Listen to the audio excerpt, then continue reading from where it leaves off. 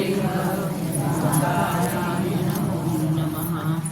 अविरलशब्दघनौघचारितसकलभूतलकलङ्का मुनिरुपाशिततीर्था सरस्वती हरतु नोन्नुरितान् अज्ञानतिमिरान्धानां ज्ञानाञ्जनशलाकया चक्षुरुन्मीलितं येन तस्मै श्रीगुरुवे नमः। श्रीपरमगुरुवे नमः। परम्पराचार्यगुरुवे नमः। सकलकलुषविध्वंसकं श्रेयसां परिवर्धकं धर्मसम्बन्धकं भव्यजीवमनः प्रतिबोधकारकं पुण्यप्रकाशकं पापप्रणाशकम् इदं शास्त्रं श्रीपुरुषार्थसिद्धिरूपाय नामधेयम्। अस्य मूलग्रन्थकर्तारः श्रीसर्वज्ञदेवाः तदुत्तरग्रन्थकर्तारः श्रीगणधरदेवाः प्रतिगणधरदेवाः तेषां वचनानुसारमासाद्य आचार्य श्री अमृतचन्द्राचार्यदेव विरचितं श्रोतारः सावधानतया शृण्वन्तु। मङ्गलं भगवान् वीरो मङ्गलं गौतमो गणी मङ्गलं कुन्दकुन्दार्यो जैनधर्मोऽस्तु मङ्गलम्। सर्वमङ्गलमाङ्गल्यं सर्वकल्याणकारकं प्रधानं सर्वधर्माणां जैनं जयतु शासनं जैनं जयतु शासनं। नमो अरहन्तानं नमो सिद्धानं नमो आयर्यानं नमो वज्रायानं नमो लोहे सर्वसावनं। तज्जयति परं ज्योतिः समं समस्तैरनन्तपर्याये दर्पणतलैव सकला प्रतिफलति पदार्थमालिकायत्र।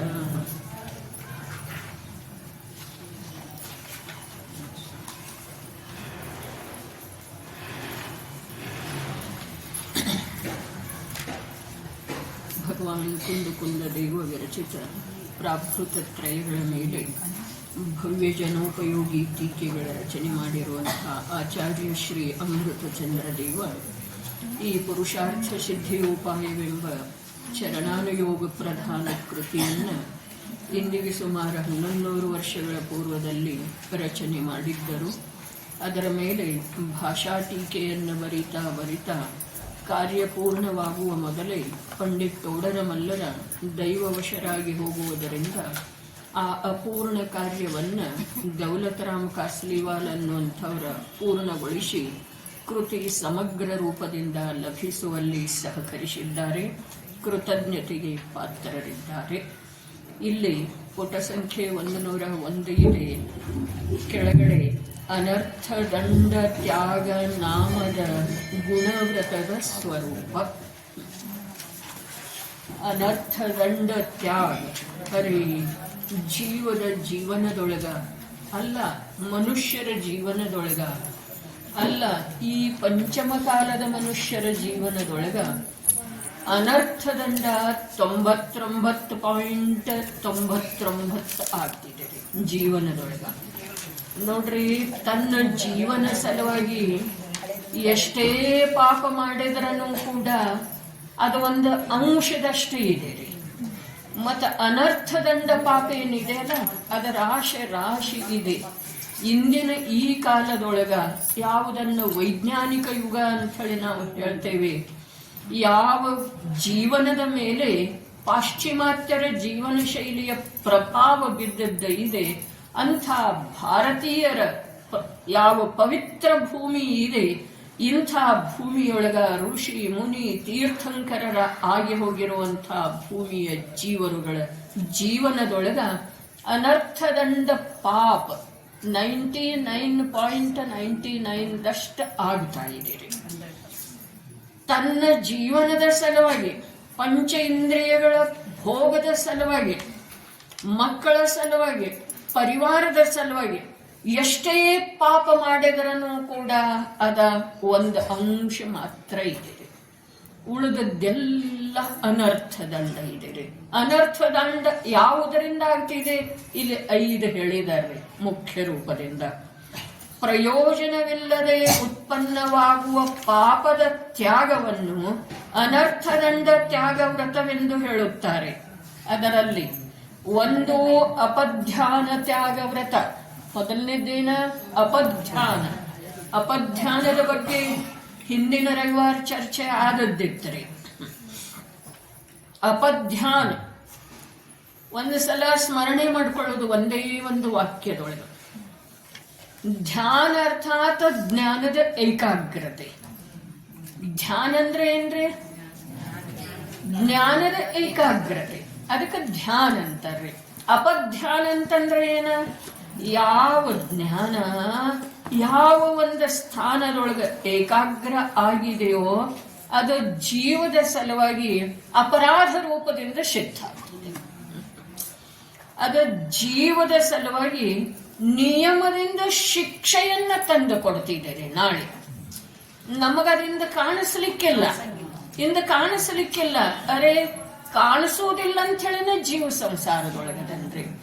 ಅದನ್ನ ತೋರಿಸಿಕೊಡುವ ಪ್ರಯತ್ನವನ್ನ ಸಾಕ್ಷಾತ್ ಯಾರ ಪ್ರತ್ಯಕ್ಷ ನೋಡಿದರೋ ಆ ಸರ್ವಜ್ಞ ಭಗವಂತರ, ಯಾರ ಅನುಭೂತಿ ಪೂರ್ವಕ ಪರೋಕ್ಷವಾಗಿ ವಿಶ್ವದ ಆಗು ಹೋಗುಗಳನ್ನೆಲ್ಲ ನೋಡಿದರೋ ಅಂಥ ವೀತರಾಗಿ ಸಂತರುಗಳ ತೋರಿಸಿಕೊಡುವ ಪ್ರಯತ್ನ ಮಾಡಿದ್ರೂ ಕೂಡ ಕಾಲಲಬ್ಧಿ ಬಾರದ ವಿನಃ ನಮಗದ ಕಾಣಿಸೋದಿಲ್ರಿ. ಆದ್ರ ಕಾಲಲಬ್ಧಿ ಬಾರದ ವಿನಃ ಜೀವನಿಗೆ ಸತ್ಯದ ದರ್ಶನ ಆಗುವುದಿಲ್ಲ. ಇದು ಒಂದು ಕಡೆಗೆ ಇದ್ರ ಪುರುಷಾರ್ಥ ಮಾಡದ ವಿನಃ ಜೀವನಿಗೆ ಸತ್ಯ ಮಾರ್ಗದ ದರ್ಶನ ಅಥವಾ ಸತ್ಯ ಮಾರ್ಗದ ಪ್ರಾಪ್ತಿ ಆಗೋದು ಎಂದೂ ಸಾಧ್ಯ ಇಲ್ಲ. ಕಾಲ ಅನ್ನೋದಂಥದ್ದೇನೋ ಒಂದು ಮುಖ್ಯವಾದಂತಹ ವಿಷಯ ಅಲ್ಲ. ಅದು ನಮ್ಮನ್ನು ಒಂದು ದಿವಸ ಮೋಕ್ಷ ಮಾರ್ಗದೊಳಗೆ ತೆಗೆದುಕೊಂಡು ಹೋಗ್ತಿದೆ ಅನ್ನೋದು ಸಾಧ್ಯನೇ ಇಲ್ಲ. ಆದ್ರ ಕಾಲಲಬ್ಧಿ ಅದಕ್ಕಂತಾರು ನಿಮಿತ್ತ ಪ್ರಾಪ್ತ ಆಗಿರೋ ವೇಳೆದೊಳಗ, ಯೋಗ್ಯತೆ ಪ್ರಾಪ್ತ ಆಗಿರೋ ವೇಳೆದೊಳಗ ಜೀವ ತನ್ನ ಕಾರ್ಯವನ್ನ ಮಾಡೋದಿದೆ ರೀ. ನೋಡ್ರಿ, ಇಂಥ ಕಾರ್ಯಕ್ರಮಗಳು ಎಲ್ಲಿದಾರ ಅವ್ರು ಸುಧಾರ್ಸಾಯ ಅಲ್ಲಿ ಹಿಂದೆ ಕೂತ್ರಿ. ಇಂಥ ಕಾರ್ಯಕ್ರಮಗಳ ಅನೇಕ ಬಾರಿ ಜೀವನದೊಳಗೆ ಬಂದಿದವ್ರಿ. ಈ ಭವದಲ್ಲಿ ಅನೇಕ ಬಂದಿರ್ಲಿಕ್ಕಿಲ್ಲ, ಆದ್ರೆ ಜೀವನದೊಳಗೆ ಅನೇಕ ಬಾರಿ ಇಂಥ ಕಾರ್ಯಕ್ರಮಗಳ ಆಗಿದಾವೆ.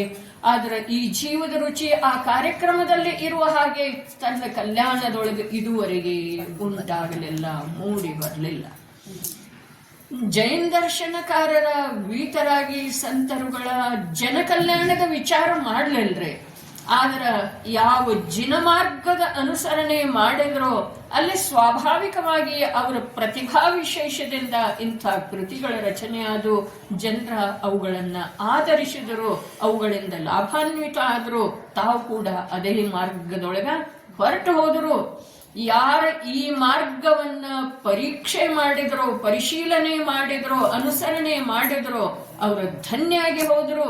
ಯಾರ ಪ್ರಮಾದ ಮಾಡಿದ್ರು, ಯಾರ ಅದರಿಂದ ಉದಾಸೀನ ಉಳಿದ್ರು, ಯಾರ ತಮ್ಮದೇ ಆದಂಥ ವಿಪರೀತ ಮನ್ನನಿಗೆ ವಿಶೇಷ ಮಹತ್ವ ನೀಡಿದರೋ ಅಂಥ ನಾವು ತಾವು ಇನ್ನೂ ಈ ಸಂಸಾರದಲ್ಲೇನ ತೊಳಲಾಡ್ತಾ ಇದ್ದೇವೆ. ಯಾವಾಗ ನಾವು ಕಣ್ಣು ಬಿಡ್ತೇವೆಯೋ ವಾಸ್ತವಿಕವಾಗಿ ಜಗತ್ತಿನ ಸ್ವರೂಪವನ್ನ, ದೇಹದ ಸ್ವರೂಪವನ್ನ, ಸಂಯೋಗದ ಸ್ವರೂಪವನ್ನ, ಭೋಗದ ಸ್ವರೂಪವನ್ನ, ಕರ್ಮದ ಸ್ವರೂಪವನ್ನ, ಜೀವನದ ಕ್ಷಣಭಂಗುರತೆಯ ಸ್ವರೂಪವನ್ನ ಯಾವಾಗ ನಾವು ಕಣ್ಣು ಬಿಟ್ಟು ನೋಡ್ತೇವೆಯೋ ಆವಾಗ ನಮ್ದು ಕೂಡ ಕಲ್ಯಾಣ ಮಾರ್ಗದ ಕಡೆಗೆ ಪ್ರಯಾಣ ಆರಂಭ ಆಗೋ ಸಾಧ್ಯ ಇದೆ. ಮತ್ತೆ ಈ ಜೀವನ ಏನಿದೆ ಇದು ನಮಗ ಕಣ್ಣು ಬಿಟ್ಟು ನೋಡುವ ಸಲುವಾಗಿ ಅಷ್ಟೇ ಅಲ್ಲ, ಪ್ರತ್ಯಕ್ಷ ಆ ಮಾರ್ಗದೊಳಗ ಬಹಳಷ್ಟು ಮುಂದುವರಿಯುವಂತಹ ಅವಕಾಶ ನಮಗೆ ಪ್ರಾಪ್ತ ಆದದ್ದಿದೆ.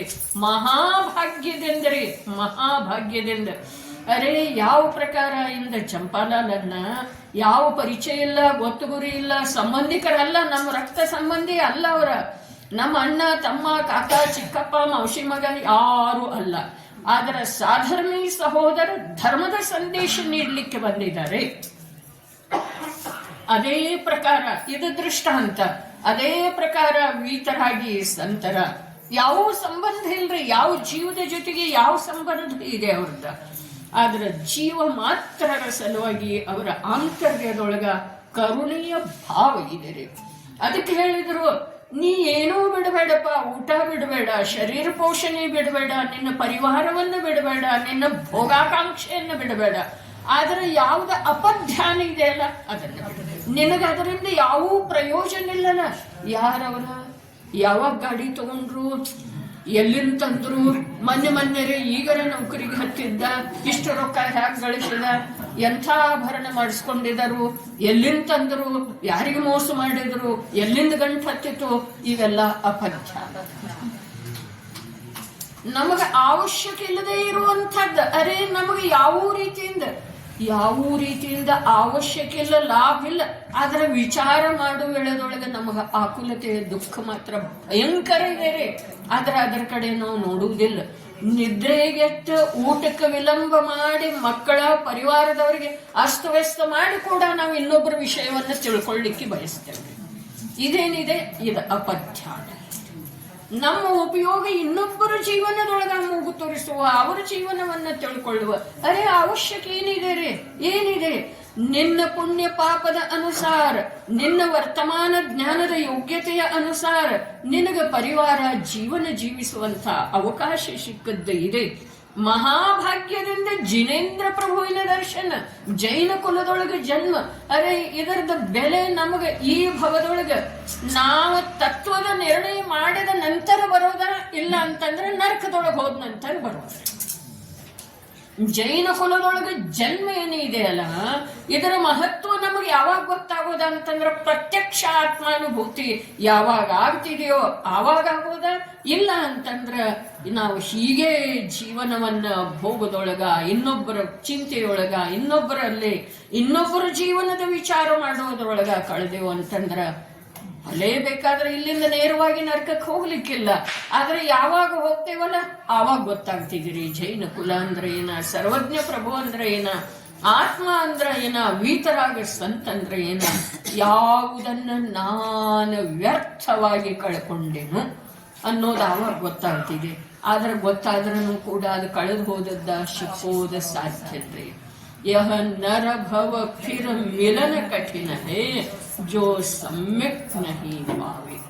ದೊರಕಿ ಕೊಂಡಿ ಮನುಜ ಜನ್ಮವು ಹಿರಿಯ ತನದೂತ್ತಮದ ಕುಲಮೇನ್, ಪರಮ ಜಿನವಾಣಿಯನು ಕೇಳುವ ಮಧುರ ಸಂದರ್ಭ. ಸರಿದು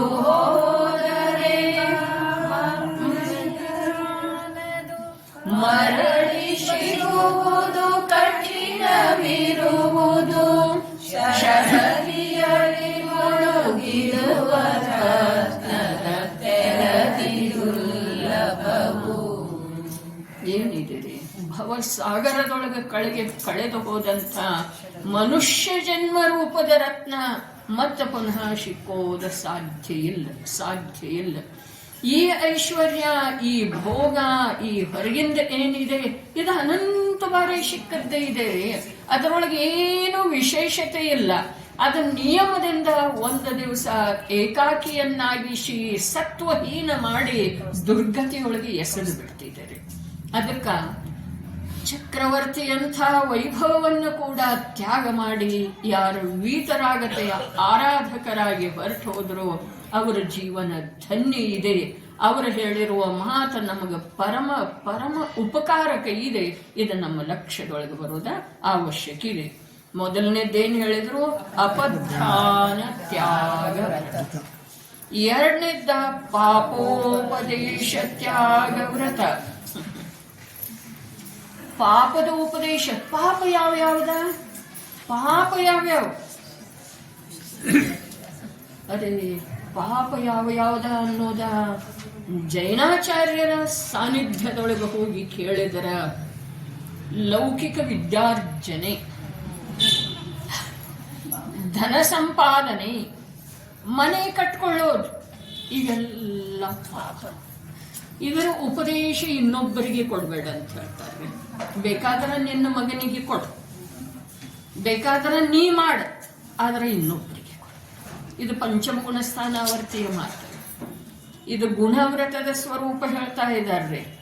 ಅನುವ್ರತ ಅಂಗೀಕಾರ ಮಾಡಿರುವಂಥ ಜೀವ ಮಹಾವ್ರತ ಅಂಗೀಕಾರ ಮಾಡಲಿಕ್ಕೆ ಯಾವ ಆಂತರ್ಯದ ಪಾವಿತ್ರ್ಯವನ್ನ ನಿರ್ಮಾಣ ಮಾಡಿಕೊಳ್ತಾ ಇದ್ದಾನೋ ಅವನ ಜೀವನ.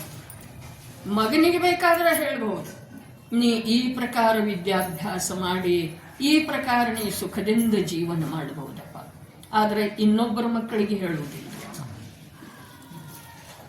ಆರಂಭ ತ್ಯಾಗ, ಅನುಮತಿ ತ್ಯಾಗ ಅದಾವೇನಿಲ್ರಿ, ಅವೇ ಅದಾವ್ರಿ. ಇಲ್ಲಿ ಗುಣವ್ರತ ಅಂತಂದ್ರ ಬ್ರಹ್ಮಚರ್ಯ ನೆಲೆ, ಹನ್ನೊಂದು ನೆಲೆಗಳಲ್ಲಿ ಬರ್ತಿದೆ ಅಲ್ಲ. ಆರಂಭ ತ್ಯಾಗ, ಅನುಮತಿ ತ್ಯಾಗ. ಅನುಮತಿ, ಪಾಪ ನಾ ಹೀಗ್ ಮಾಡ್ಬೇಕನ್ಕದೇನು ಅಂತ ಹೇಳಿ ಮಗ ಹೇಳಿದ ಅಂತಂದ್ರ ಆಯ್ತಾಯ್ತು ಮಾಡ ಅಂತ ಹೇಳಿ ಹೇಳುವುದಿಲ್ರಿ ಅವ. ಅಲ್ಲಿ ಎಲ್ಲಿ ಅನುಮತಿ ತ್ಯಾಗ ನೆಲೆಗೆ ಹೋಗ್ತಾನಲ್ಲ ಅಲ್ಲಿ ರೀ ಮಗನಿಗೆ ಹೇಳುವುದಿಲ್ಲ. ಪಾಪ ಯಾವುದ? ಶರೀರ ಸಂಸಾರ ಭೋಗಕ್ಕೆ ಸಂಬಂಧಿಸಿದ ಯಾವುದು ಇದೆಯೋ ಅದೆಲ್ಲವೂ ಪಾಪಿದೆ. ಎರಡೇ ಇರೋದ್ರೆ, ಒಂದು ಪಾಪದ ಮಾರ್ಗ, ಒಂದು ಮೋಕ್ಷದ ಮಾರ್ಗ. ಪುಣ್ಯದ ಮಾರ್ಗ ಅನ್ನೋದು ಇಲ್ಲ. ಆದ್ರೆ ಪಾಪದ ಮಾರ್ಗವನ್ನ ತ್ಯಾಗ ಮಾಡಿ ಮೋಕ್ಷದ ಮಾರ್ಗದೊಳಗೆ ಯಾವನ್ ನಡೀತಾ ಇರ್ತಾನೋ ಅವನ ಜೀವನ ಪದ್ಧತಿ ಇದೆಯಲ್ಲ ಅದು ಪುಣ್ಯ ಇದೆ. ಪುಣ್ಯ ಅನ್ನೋದೊಂದು ಬೇರೆ ಇಲ್ಲ, ಅದು ಮಾರ್ಗ ಒಂದು ಬೇರೆ ಇಲ್ಲ. ಎರಡೇ, ಒಂದು ಸಂಸಾರ ಮಾರ್ಗ, ಒಂದು ಮೋಕ್ಷ ಮಾರ್ಗ. ಸಂಸಾರಕ್ಕೆ ಯಾವುದೆಲ್ಲ ಕಾರಣ ಇದೆಯಲ್ಲ ಅದು ಪಾಪ ಇದೆ. ಸಂಸಾರಕ್ಕೆ ಯಾವುದೆಲ್ಲ ಕಾರಣ ಇದೆಯಲ್ಲ ಅದು ಪಾಪ ಇದೆ ರೀ. ಪಾಪೋಪದೇಶ ಕೊಡೋದಿಲ್ಲ, ಅರ್ಥಾತ್ ಸಂಸಾರದ ಪೋಷಣೆಯ ಉಪದೇಶ ಕೊಡೋದಿಲ್ವೇ. ಯಾತರ ಸಲುವಾಗಿ? ನಿಮ್ಮ ಮಗನ ನೀವು ಈ ಕಾಲೇಜಿಗೆ ಹಾಕ್ರಿ, ಇಲ್ಲಿ ಟ್ಯೂಷನ್ ಕಳಿಸ್ರಿ, ಇವೆಲ್ಲ ನಾವು ಸಹಜ ಹೇಳ್ತೇವೇನಿಲ್ರಿ ಇನ್ನೊಬ್ಬರಿಗೆ.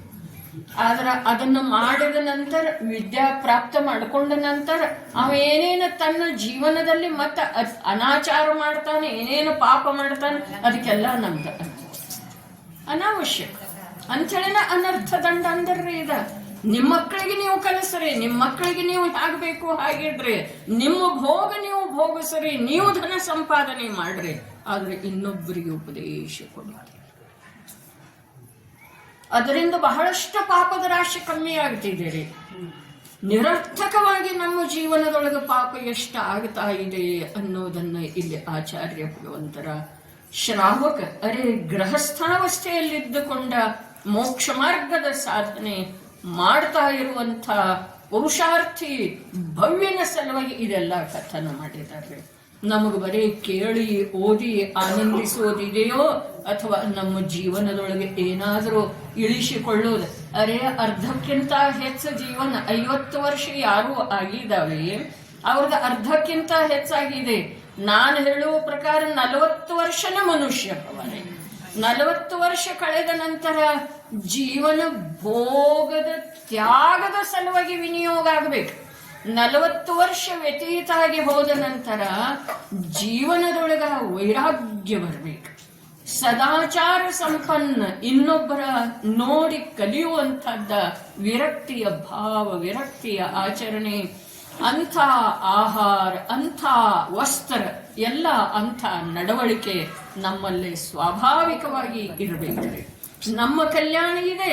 ಮತ್ತೆ ನಮಗ ಪೂರ್ವಜರು ಯಾವ ಮೋಕ್ಷ ಮಾರ್ಗವನ್ನ ತಿಳಿಸಿಕೊಟ್ರೋ ಆ ಮೋಕ್ಷ ಮಾರ್ಗವನ್ನ ನಾವು ಮುಂದುವರಿಸಿಕೊಂಡು ಹೋಗುವುದಿದೆ. ಇಲ್ಲ ಅಂತಂದ್ರೆ ನಾವು ಕೃತಜ್ಞ ಆಗ್ತೇವ್ರಿ. ಯಾವುದನ್ನು ಹಿರಿಯರಿಂದ ನಾವು ಪಡೆದಿದ್ದೆವು ಅದನ್ನ ನಮ್ಮ ಮಕ್ಕಳಿಗೆ, ನಮ್ಮ ಪರಂಪರೆಯವರಿಗೆ ನಾವು ಒದಗಿಸಲಿಲ್ಲ ಅಂತಂದ್ರೆ ನಾವೇನಾದೇವ್ರಿ? ಕೃತಜ್ಞಾದೇವು. ಅದಕ್ಕೆ ನಮ್ಮ ಆಚರಣೆ ಭೋಗಪ್ರಿಯ ಆಚರಣೆ, ಭೋಗ ನಿಮಗ್ನ ಆಚರಣೆ. ಬಸ್ 40 ವರ್ಷ ನಾನು ಹೇಳ್ತೇನೆ ನೋಡ್ರಿ. ಈಗಿನ ಕಾಲದೊಳಗೆ 30 ವರ್ಷ ತನಕ ಮದುವೆ ಆಗೋದಿಲ್ಲ. ಅದು ನಿಮ್ಮ ದುರ್ಭಾಗ್ಯ ಇದೆ ರೀ, ಅದು ಮಕ್ಕಳದ ದುರ್ಭಾಗ್ಯ ಇದೆ. ನಿಜವಾಗಿ 30 ವರ್ಷ 35 ವರ್ಷ ಗಂಡು ಮಕ್ಕಳದ 40 ವರ್ಷ ಮದುವೆನ ಆಗುವುದಿಲ್ಲ ಅಂತಂದ್ರ ಅದಕ್ಕೇನು ಮನುಷ್ಯ ಜೀವನ ಅನ್ನೋದಿದೆ ರೀ. ಯಾವುದರ ಸಲುವಾಗಿ ಹೇಳ್ರಿ? ಅಷ್ಟ ಕಲಿಯೋದ ಮತ್ತಷ್ಟು ಗಳಿಸೋದ, ಅಷ್ಟ ಅನ್ಯಾಯ ಮಾರ್ಗ, ಅಷ್ಟ ಲೋಭ, ಅಷ್ಟ ಅಭಿಮಾನದ ಪೋಷಕ ಯಾತಕ ಬೇಕ್ರಿ? ಎಷ್ಟು ಬೇಕು? ಪ್ರತಿಯೊಬ್ಬರಿಗೆ ಗೊತ್ತಿದೆ ಅಥವಾ ಇಲ್ಲ 100 ವರ್ಷಕ್ಕಿಂತ ಹೆಚ್ಚು ಯಾರು ಬದುಕೋರ್ ಸಾಧ್ಯ ಇಲ್ಲ ಅಂತ ಹೇಳಿ. ಅರೆ 80 ವರ್ಷ ಕಳೆದ ನಂತರ ಆ ಜೀವನ ಅತ್ಯಂತ ದುಸ್ಸಾಧ್ಯ ಆಗ್ತಿದೆ ರೀ. ನೋಡಿದೇವು, ನಾವು ನೋಡ್ತಾ ಇದ್ದೇವೆ, ಬೇಕಾದ್ರೆ ನೋಡಬಹುದು. 80 ವರ್ಷ ಒಂದು ವೇಳೆ ಯಾರಾದ್ರೂ ಬದುಕಿದ್ರು ಅಂತಂದ್ರೆ ಮುಂದಿನ ಜೀವನ ಹೇಗಿದೆ? ದುಃಖಮಯ ಇದೆ ರೀ, ದುಃಖಮಯನ ಇದೆ, ಅತ್ಯಂತ ಪರಾಧೀನ ಇದೆ. ಅದರ ಸಲುವಾಗಿ ಹೇಳಿದ್ರು, ಬಾಲ್ಯಾವಸ್ಥೆಯೊಳಗ ಯಾವುದೇ ಪ್ರಕಾರದಿಂದ ಜೀವನಿಗೆ ಜ್ಞಾನ ಇರುವುದಿಲ್ಲ. ತರುಣಾವಸ್ಥೆಯೊಳಗ ಭೋಗದೊಳಗ ಮುಳುಗಿ ಹೋಗ್ತಾನೆ. ವೃದ್ಧಾವಸ್ಥೆಯೊಳಗ ರೋಗ ಏನಿದೆ ರೀ? ರೋಗೋನಿ ರೋಗದೊಳಗಿನ ಜೀವನ. ಔಷಧ ಅದ್ ತಗೊಂಡೇನ, ಇದ್ ತಗೊಂಡೇನ, ಅಲ್ಲಿ ಅಪಾಯಿಂಟ್ಮೆಂಟ್ ತಗೊಂಡೇನ, ದವಾಖಾನೆಗೆ ಹೋಗೋದಿದೆ, ಡಾಕ್ಟರ್ ಕಡೆ ಹೋಗೋದಿದೆ, ಮಗ ಬರ್ಲಿಲ್ಲ, ಗಾಡಿ ಕೆಟ್ಟಿದೆ, ಏನ್ರಿ ಎಷ್ಟು ಅನುಕೂಲ ಇದ್ರೇನು ಏನಿದೆ ಹೇಳ್ರಿ? ಬರೀ ದುಃಖ ಇದೆ ಅಥವಾ ಇಲ್ಲ? ಹಾಗಾದ್ರೆ ಈ ಸಮಯದೊಳಗ ಅತ್ಯಂತ ಸುಂದರ ಅವಕಾಶ ಇದೆ ರೀ ನಮ್ಗ. ಭೋಗಶಾಗಿದೆ, ಒಂದು ಮಟ್ಟದವರೆಗೆ ಸಂಸಾರವನ್ನ ಮಾಡಿ ಆಗಿದೆ, ಮಕ್ಕಳನ್ನ ಒಂದು ಯೋಗ್ಯ ಸ್ಥಿತಿಯವರೆಗೆ ತಂದಾಗಿದೆ. ಕರ್ತವ್ಯ ಅಂತ ಹೇಳಿದ್ರ ತಂದಾಗಿದೆ. ಇನ್ನೇನಿದೆ ರೀ? ಅವ್ರದ್ದು ಮದುವೆ ಮಾಡಿ ಆಗಿತ್ತು ಅಂತಂದ್ರ ಭಾಗ್ಯ, ಮಾಡಿ ಆಗಿರ್ಲಿಲ್ಲ ಅಂತಂದ್ರ ಅದಂತೂ ತನ್ನ ಅವರವರ ಪುಣ್ಯ ಪಾಪದ ಅನುಸಾರ ಯೋಗ್ಯ ಸಮಯ ಬಂದ ಮೇಲೆ ಆಗ್ತಿದೆ ರೀ. ಪ್ರಯತ್ನ ಏನು ಮಾಡೋದಿದೆ ಅದನ್ನ ಮಾಡ್ರಿ. ಆದ್ರೆ ಪರಭವದ ಸಲುವಾಗಿ, ಭವಗಳ ಅಭಾವ ಆಗುವ ಸಲುವಾಗಿ, ಅಭಾವ ಮಾಡುವ ಸಲುವಾಗಿ ಉದ್ಯಮ ಮಾಡೋದ ಅತ್ಯಂತ ಅವಶ್ಯಕ ಇದೆ. ರೋಗಗಳ ಎಂಥವಿದಾವೆ, ಯಾವ್ಯಾವ ಕಾಲಕ್ಕೆ ಏನೇನು ಆಗಬಹುದಾಗಿದೆ, ದಿನನಿತ್ಯವೂ ಎಂಥ ಘಟನೆಗಳ ಕೇಳಲಿಕ್ಕೆ ಸಿಗುತ್ತವೆ. ಇಂಥ ಸುಂದರ ಕಾಲದೊಳಗ ಇಂಥ ಸುಂದರ ಸಮಯದ ಉಪಯೋಗ ಮಾಡಿಕೊಳ್ಳೋದ ನಮ್ದು ಪರಮ ಕರ್ತವ್ಯ ಇದೆ ನೋಡ್ರಿ. ಕಾಲನೂ ಸುಂದರ ಇದೆ, ಹೌದೇನಿಲ್ರಿ? ಯಾವಾಗ ಏನಾಗ್ತಿದೆ, ಯಾರ್ಯಾರದ ಏನೇನಾಯ್ತು ಅನ್ನೋ ಕಥೆ ಕೇಳಲಿಕ್ಕೆ ಸಿಗ್ತಿದೆ ಅಲ್ಲ, ಪ್ರತ್ಯಕ್ಷ ನೋಡ್ಲಿಕ್ಕೆ ಸಿಗ್ತಿದೆ ಅಲ್ಲ. ಅದು ಕೂಡ ಒಂದು ಅಪೇಕ್ಷಾದಿಂದ ಆತ್ಮ ಕಲ್ಯಾಣಕ್ಕೆ ಅನುಕೂಲ ಇದೆ, ವೈರಾಗ್ಯ ಭಾವಕ್ಕೆ ಅನುಕೂಲ ಇದೆ, ಭೋಗದ ಅಭಿಲಾಷೆಯನ್ನು ಬಿಟ್ಟುಕೊಡುವ ಸಲುವಾಗಿ ಅನುಕೂಲ ಇದೆ ರೀ. ಎಲ್ಲಿ ಆ ರಾಮಚಂದ್ರನ ಪುತ್ರರ ಹೋಗಿದ್ರಲ್ಲ, ಎಲ್ಲಿ ಹೋಗಿದ್ರು? ಸ್ವಯಂವರದೊಳಗೆ ಹೋಗಿದ್ರು. ರಾಮಚಂದ್ರನ ಪುತ್ರರ ಮತ್ತು ಲಕ್ಷ್ಮಣನ ಪುತ್ರರ ಹೋಗಿದ್ರಿ. ಅರೆ ಬಹಳ ಘಟನೆ ಸುಂದರ ರೀ. ರಾಮಚಂದ್ರನ ಪುತ್ರರಿಗೆ ಅವರ ಮಾಲೆ ಹಾಕಿದ್ರು, ಲಕ್ಷ್ಮಣನ ಪುತ್ರರಿಗೆ ಹಾಕಲಿಲ್ಲ. ಹೌದಾ? ಹಾಗಾದ್ರೆ ಲಕ್ಷ್ಮಣನ ಪುತ್ರರ ಯಾವ ವಿಚಾರ ಮಾಡಿದ್ರು? ವೈರಾಗ್ಯದ ವಿಚಾರ ಮಾಡಿದರು. ಅರೆ ಈ ಲೋಕದ ಕನ್ಯೆಯರ ಯಾರಿಗೆ ವರಮಾಲೆ ಹಾಕಿದರೋ ಅದೇನು ಭಾಗ್ಯ ಇದೆ. ಆ ಮೋಕ್ಷ ಕನ್ಯೆ ಹಾಕಬೇಕು ವರಮಾಲೆ. ಅದರ ಸಲುವಾಗಿ ನಾವು ಮನುಷ್ಯ ಜನ್ಮವನ್ನ ಪ್ರಾಪ್ತ ಮಾಡಿಕೊಂಡಿದ್ದೇವೆ. ಇಂಥ ವೈರಾಗ್ಯಕ್ಕೆ ಕಾರಣೀಭೂತವಾದಂಥ ಆ ಅಪಮಾನ ಕೂಡ ಭಾಗ್ಯದಿಂದ ಆಗ್ತಿದೆ. ವೈರಾಗ್ಯಕ್ಕೆ ಕಾರಣೀಭೂತವಾದಂಥ ಅಪಮಾನ ಕೂಡ ಭಾಗ್ಯದಿಂದ ಆಗ್ತಿದೆ.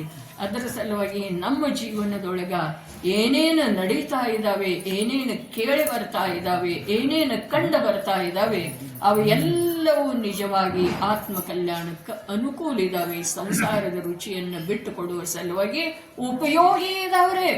ಆದ್ರೆ ನಾವು ಅವುಗಳನ್ನು ವಿರುದ್ಧವಾಗಿ ತಿಳ್ಕೊಳ್ತೇವೆ, ಮತ್ತೆ ರಾಗದ್ವೇಷ ಮಾಡ್ತೇವೆ, ಆವೇಶದಿಂದ ಕಷಾಯವಶ ಆಗ್ತೇವೆ. ಅದರಿಂದ ನಮ್ಮ ಈ ಭವನು ಕೆಡ್ತಿದೆ. ಭವಿಷ್ಯದ ಒಂದಲ್ಲ, ಭವಿಷ್ಯದ ಅನೇಕ ಭವಗಳ ಕೆಟ್ಟು ಹೋಗ್ತವೆ. ಮತ್ತು ಭವಸಾಗರವನ್ನ ದಾಂಟುವಂಥ ಯಾವ ಉಪಾಯ ಮಾಡೋದು ಇಲ್ಲಿ ಸಾಧ್ಯ ಇತ್ತಲ್ಲ, ಅದಂತೂ ಕೈ ತಪ್ಪಿ ಹೋಗ್ತೀವಿ. ಪಾಪೋಪದೇಶ ತ್ಯಾಗವ್ರತ, ಆಮೇಲೆ ಪ್ರಮಾದ ಚರ್ಯಾ ತ್ಯಾಗವ್ರತ. ಮುಂದೆ ಇವುಗಳದ್ದು ಶ್ಲೋಕಕ್ಕೆ ಸಂಬಂಧಿಸಿದ ಹಾಗೆ ವಿವರಣೆ ನೀಡಿದಾರ್ರಿ. ಒಂದೊಂದು ಶ್ಲೋಕದೊಳಗೆ ಒಂದೊಂದು ಇವು ಏನದಾವು ಇವುಗಳದ್ದು ವಿವರಣೆ ನೀಡಿದ್ದಾರೆ. ಆದ್ರೆ ನಾವಿಲ್ಲಿ ಬರೇ ಶಬ್ದಶಃ ನೋಡಿ ಮುಂದೆ ಹೋಗೋದಿದೆ ರೀ. ಪಾಪೋಪದೇಶ ತ್ಯಾಗವ್ರತ ಆದ ನಂತರ ಪ್ರಮಾದಚರ್ಯಾ ತ್ಯಾಗ. ಪ್ರಮಾದ, ಅರೆ ಪ್ರಮಾದ ಯಾವುದಕ್ಕಂತಾರ್ರಿ? ಪ್ರಮಾದ ಯಾವುದಕ್ಕಂತಾರ? ತನ್ನ ಕಲ್ಯಾಣದ ವಿಚಾರ ಮಾಡದೇ ಇರುವುದ ಇದು ಪ್ರಮಾದ. ಮೊದಲನೇದು ಇದು ಸ್ಥೂಲ ರೀ. ನಿಜವಾಗಿ ಪ್ರಮಾದ ಪರದೊಳಗೆ ನಿರಂತರ ಉದ್ಯಮ ಮಾಡೋದೈತಲ್ಲ ಅದು ಪ್ರಮಾದ ಇದೆ. ನಿರಂತರ ಪರದೊಳಗೆ ಉತ್ಸಾಹಿ ಇದ್ದುಕೊಂಡು ಉದ್ಯಮ ಮಾಡೋದಿದೆಯಲ್ಲ ಅದು ಪ್ರಮಾದ ಇದೆ. ನಿವೃತ್ತಿ ಆದ ನಂತರ ಕೂಡ ಮನೆಯಲ್ಲಿ ಸೊಸೆ ಬಂದ್ರನು ಸೊಸೆಗೆ ಸೊಸೆ ಬಂದ್ರನು ಕೂಡ ಮತ್ತೇನಾರೇ ಮಾಡ್ಬೇಕನ್ನೋದಿದೆ ಅಲ್ಲ ಅದು ಪ್ರಮಾದ ಇದೆ ರೀ. ಅರೆ ಪ್ರಮಾದ ಅಂದ್ರೆ ಆಲಸ್ಯನ ಆಲಸ್ಯ. ಇದು ಪ್ರಮಾದ ಶಬ್ದದ ಶಬ್ದಶಃ ಅರ್ಥ ಇದ್ರನು ಅದರದ ನಿಜವಾದ ಅರ್ಥ ಆತ್ಮ ಕಲ್ಯಾಣದ ವಿಚಾರಣ ಬುದ್ಧಿಯೊಳಗೆ ಮೂಡಿ ಬರದೇ ಇರೋದೇನಿದೆ ಇದು ಪ್ರಮಾದ ಇದೆ. ಹೊರಗಡೆ ನಿರಂತರ ಉತ್ಸಾಹಿ ಇದ್ರನು ಕೂಡ ಅದು ಪ್ರಮಾದ ಇದೆ. ಆ ಉತ್ಸಾಹವೇ ಪ್ರಮಾದ ಇದೆ.